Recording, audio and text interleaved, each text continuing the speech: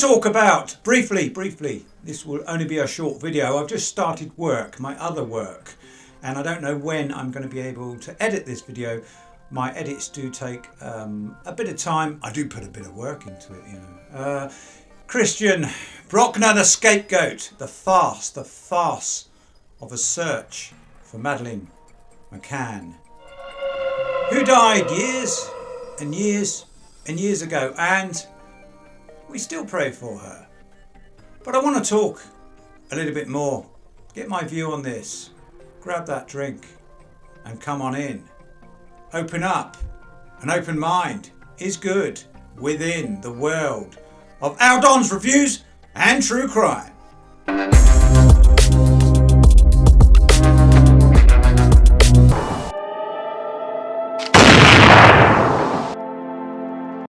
So I just want to touch on this one. I am working still fairly hard on the Slater inquest, the drafting up the list, etc., and what should happen in that inquest, and trying to relay that through to the powers that be that I detect don't like me, and they don't like us, they don't like creators.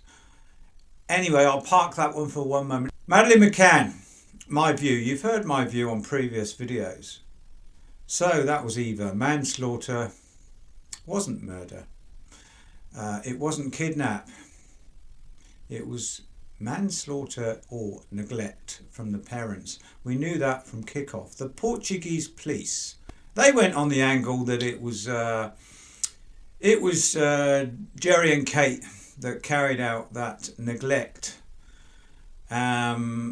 It was a farce right from kickoff, that investigation. The crime scene was contaminated. The forensics was a bit of a joke. They kind of got there in the end. The dog sniffed out the remnants. It was a cadaver dog, so it sniffed out the remains of Maddie. I don't want to sound morbid or anything. It was still said by people like Mark Williams, Thomas. No offence, but he likes to shut cases. For some reason, he likes to put solved, to stamp, boom, solved on his cases, and he doesn't ever really, I don't hardly ever suspect any foul play. And when he does sniff out foul play, he tends to park that, as do a lot of the police, especially in that case. He even said it was the hire car, and there was clothing in the hire car, and the dogs just sniffed out the clothing or something from Maddie. So, in my theory, she either got fed drugs as a sleeping drug because they wanted to go out on a jolly. They were neglecting things regardless of whether they were feeding the child sleeping drugs, and they gave her too much because the other two children were fine, so obviously she was a bit of a live wire. They were neglecting that child by going off, and they defend themselves in everything. Oh, well, we went over the road and it was like being out in the garden. No, it wasn't. You went over the road for a drink and you left them there, 3 kids. You have to sacrifice, unfortunately, sacrifice things, as well as with children, with dogs. And think.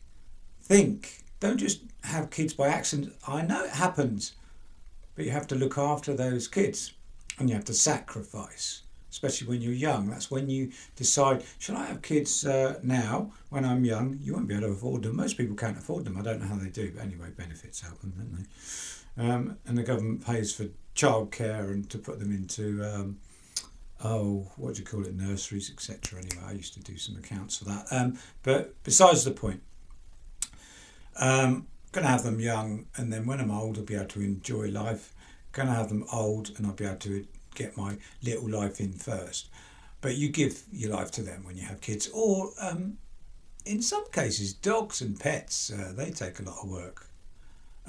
Maybe not as much, but sometimes when I'm with Rosie, it's a lot of hard work sometimes. It is. I digress. Madeline was either fed a type of sleeping drug, or something happened, like she simply just fell off the bed. It happens. A broken neck, something like that. Blood from a head wound. which was found. I won't go into the ins and outs. I've done other videos and other countless people have done videos of the ins and outs of what was around that apartment room and the windows. The wind could only blow them in one way or something. And anyway, it was full of controversy, and we know this. So there are two things that may have happened. The third one, the kidnap, kidnap one child, don't bother about the rest.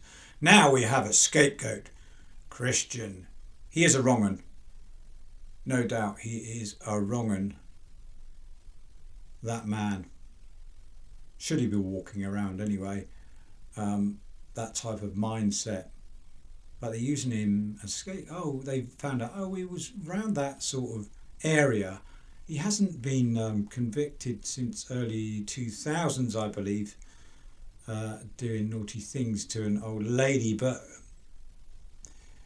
do you know in your area, so say you had someone kidnapped from your area.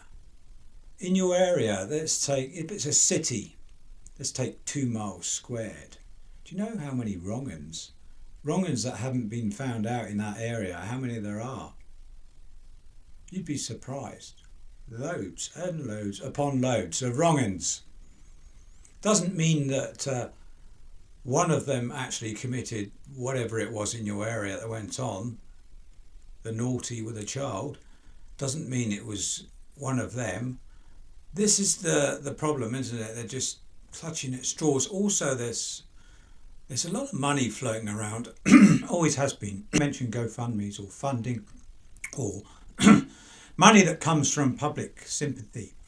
You have a lot, and in this case there was millions. So I would ask, I would ask you, would you sacrifice all that money for your child back? Yes, I would say the McCanns would 100% sacrifice all the millions for their child. I think most people would. There are some wrong-uns that wouldn't actually, and they would rather keep the millions than their child.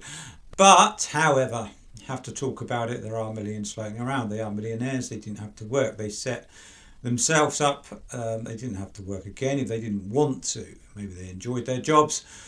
They set their children up. Their children that have grown up now, and anyone else they choose. They've also got a lot of money to float around on publicity. Remember, there are people that work for you. If you get downtrodden in the press, which they have, you can pay somebody X amount, thousands upon thousands upon thousands of pounds to try and correct that. This is what's happening. The search is, say it's a 50-50 of people believe manslaughter, people believe in kidnap, 50-50. You want to sway that. That's quite high for them. Might be 80-20, I don't know, thinking that they manslaughtered their child. But they're trying to sway that back. So in the background, in your mind, you're thinking, Christian Brueckner. And how many people, with the press joining in, how many people actually believe? They think, that makes sense. He lived around the corner. He did it. He just randomly picked some villa that had quite secure windows and thought, I'll break into that, even though there wasn't a sign of breaking. Besides the point. So it's to sway. So if you can sway that, say 50-50, if you can sway that to even 60 or 70% believing that she was kidnapped, and that kind of works more. Ideally, they'd like 99% of people to believe it that she was kidnapped. And if it works, it's worth a try, isn't it? So they can throw their millions in. I don't know how much is their money, kind of secret. I don't know. You wouldn't know about it, I guess. Or how much they're from the public funds. I know the Germans are funding this one. The Portuguese police are thinking, what? Do you know how many cases there are of missing children and missing people that they don't bother with? But this one, because it's high profile, they want to find some bones. I don't know whether they will, but it could be the bones that were planted beforehand when somebody must have taken that body away, whether it was McCann's or somebody else, and sadly done something with her, I don't know. But whether they had the bones and they thought, we put the bones there, we do a search, we can blame this Christian Brueckner, and then the bones are there, we can dig up the bones and say, told you so. Yeah, don't believe all that you hear and read. Absolutely ridiculous. And are you suckered in by all this and this evil man? Yeah, he is. And probably deserves certain things that I can't really mention on the Tame YouTube channel, but I wouldn't bless that man at all. Thank you for listening to me and watching. If you do like and subscribe, it does help the channel. I will get on with my other work now and again, which I carry out, and let's get back on to the certainly the J. Slater case and other cases that are pending. I know some people on social media aren't necessarily private detectives, either registered or unregistered. They might be just people that are concerned, public that are concerned and can add their work, their hard work. They can research things, they can find certain videos involved with the people involved in certain cases. So are they conspiracy theorists? They're labelled as being, let's disregard what they're saying. Oh, they're not detectives, so they are in some ways because they're looking into something. But whatever they are, they can look into it, they can discuss and brainstorm, put work in. Yeah.